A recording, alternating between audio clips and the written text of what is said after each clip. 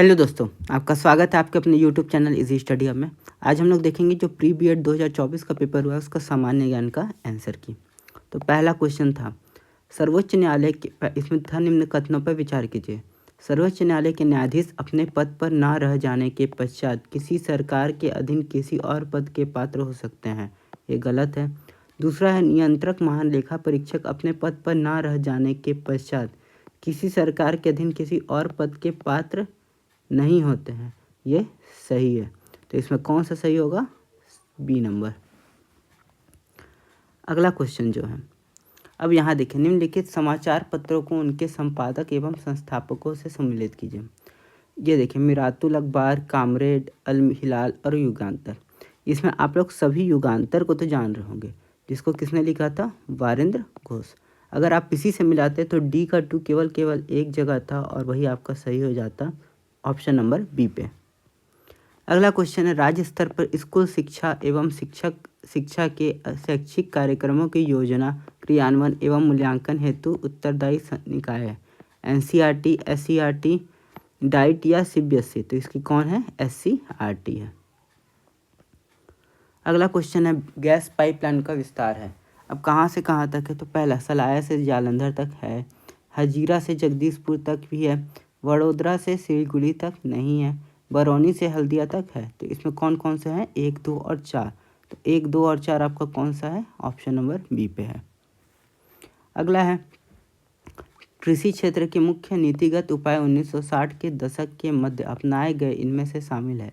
Input subsidy शामिल है, न्यूनतम समर्थन कीमत भी शामिल है, सार्वजनिक भंडारण भी शामिल है, व्यापार प्रतिबंध विधि शामिल नहीं है। तो इसका आंसर क्या हो जाएगा? Option number A. अब अगले क्वेश्चन में आते हैं, भारतीय मानसून के संदर्भ में कौन सा कथन गलत है? व्यापारिक पवनों की भांति मानसून पवनें नियमित होती हैं, ये गलत है। मानसून जून के प्रथम सप्ताह में भारत के दक्षिण छोर में प्रवेश कर 2 शाखाओं में बढ़ जाता है, सही है। अरब सागर में के शाखा और बंगाल की खाड़ी शाखा दोनों गंगा के मैदान के उत्तर पश्चिम भाग में आपस में मिल जाते हैं, भी सही है। दिल्ली में वर्षा सामान्यतः बंगाल की खाड़ी शाखा से होती है, भी सही है। तो कौन सा गलत है? Option number A. अब यहाँ अगला क्वेश्चन, राजद्रोह के अपराध में बाल गंगाधर तिलक किस वर्ष जेल गए थे? 1897, 1900, 1901 या 1906? तो इसका सही आंसर क्या होगा? 1897। कितने तारीख को गए थे? 27 जुलाई 1897 को। भारत सरकार द्वारा राष्ट्रीय जलमार्ग घोषित किया गया है हल्दिया व इलाहाबाद के मध्य, ये सही है। केरल व पश्चिमी तटीय नगर, इनके बीच भी सही है। सदिया व धुबरी के मध्य ब्रह्मपुत्र नदी जलमार्ग, ये भी सही है। मतलब कौन सा सही है? तीनों सही है। तो ऑप्शन नंबर आपका डी है ना। अगला क्वेश्चन है, बच्चों को निःशुल्क एवं अनिवार्य शिक्षा का अधिकार अधिनियम 2009 के संबंध में निम्नलिखित में कौन सा विकल्प सही है? तो देखिए, इसमें क्या है, कक्षा 1 से 5 तक बोला है, तो इन लोगों का कार्य दिवस कितना बोला गया है? 200 कार्य दिवस। और कितने घंटे का शिक्षण होना चाहिए? 800 घंटे का। जबकि 6वीं से 8वीं तक का जो है उसमें आपको कार्य दिवस कितने हैं? 220 कार्य दिवस हैं और कितने घंटे के शिक्षण होना चाहिए? 1000 घंटे का। तो ये आपको कौन से आंसर में मिलेगा? ऑप्शन नंबर ए में। इसके बाद था अगला, भारत में शिक्षा के किस आयोग ने यह राय व्यक्त की कि अतः कृषि विकास के समक्ष कार्य स्पष्ट है, हमें अगले 15 वर्षों में खाद्य उत्पादन को कम से कम दुगना करने, उसके पश्चात पर्याप्त वृद्धि बनाए रखने का प्रयास करना होगा। कोठारी आयोग, मुदलियार आयोग, राधा कृष्णन आयोग, राष्ट्रीय ज्ञान आयोग? तो इसको किसने कहा था? कोठारी आयोग ने। अब उसके बाद है, एक धन विधेयक के संबंध में और एक वित्त विधेयक में क्या समानताएं होती हैं? देखिए, तो दोनों का पहला चीज़ होता है, दोनों किससे अनुमति से आ रहे हैं? राष्ट्रपति के पूर्व अनुमति से आते हैं। दोनों लोकसभा में पुनर्स्थापित किए जाते हैं। राज्यसभा 14 दिनों तक रुक सकती है और राष्ट्रपति अनुमति देने से इनकार नहीं कर सकता है। ठीक है, तो ये चारों ही पॉइंट सही हैं। अगर पॉइंट को देखेंगे तो यहाँ क्या बोल रहा है कि दोनों राष्ट्रपति द्वारा पूर्व हस्ताक्षरित होते हैं। तो अगर आप इसी पॉइंट को देखते तो आपको एक चीज़ समझ में आ जाता, अगर राष्ट्रपति अगर पूर्व हस्ताक्षरित कर रहा है तो उसको अनुमति देने से इनकार नहीं कर सकता है। तो अपने आप ही आंसर क्या हो जाता है? 1 और 4 किस में है? दोनों में। तो ऑप्शन नंबर डी में है। अब यहाँ है, सूची ए को बी से मिलाइए। ठीक है, तब यहाँ मिलाते हैं। MRTP अधिनियम, तो ये कब आया था? 1969 में। ठीक, उसके बाद आपका कौन सा है? फेमा कब आया था आपके पास?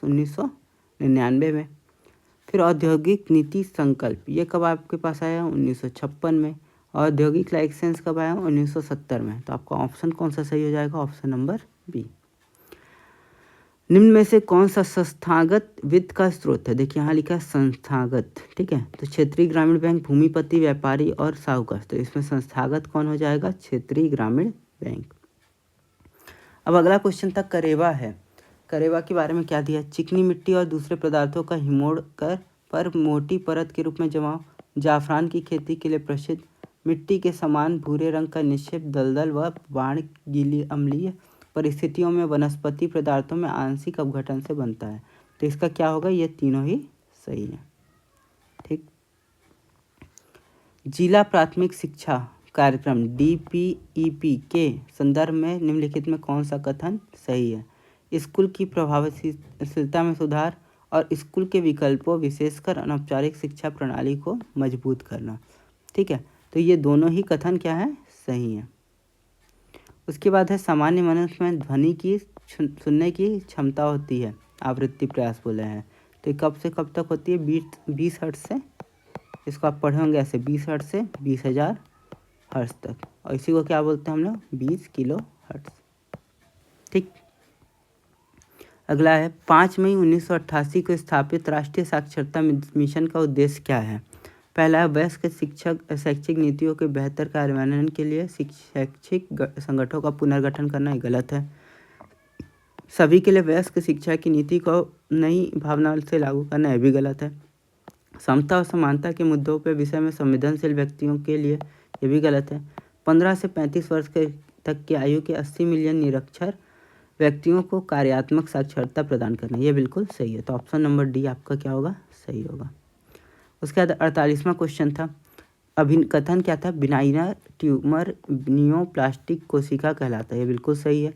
और मैलिग्नेंट ट्यूमर शरीर के दूसरे अंगों तक फैल जाते हैं, ये भी सही है।